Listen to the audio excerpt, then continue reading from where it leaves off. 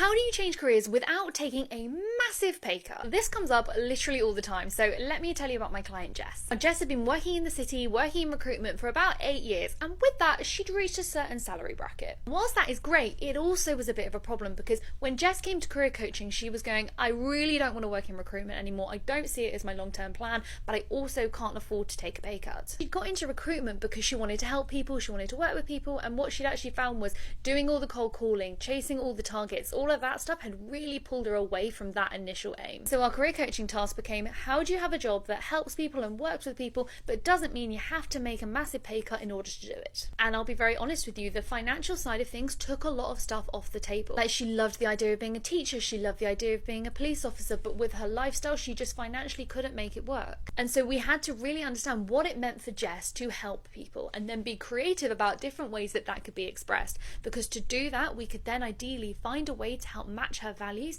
but also maintain her lifestyle. And we tried on lots of possible careers, and in the end Jess ended up going towards consulting, because by digging into it, what Jess came to understand is that helping people for her didn't actually need to go all the way through to kind of hands-on frontline delivery of a service. It could be satisfied by working in a team and working on certain types of projects, and so a move into consulting helped her have that type of work, but also financially it worked better for her. So if you want to change careers, I'm telling you about Jess because the financial side of that decision is very, very real, and I always want to have it on the table and never ever minimize it for people. It just means that we have to be very real about the boundaries that that puts in place and what it might take off the table. And if we're okay with that, then we can turn our focus to being creative about finding ways to make your career change work without sacrificing on the financial stuff. And so I hope that helps, and if you ever need any support making a career change happen and finding a job that works for you, hit the link in my bio. All the info's there about how coaching or the Career Change Bootcamp can help you make 2025 the year that you stop hating your career.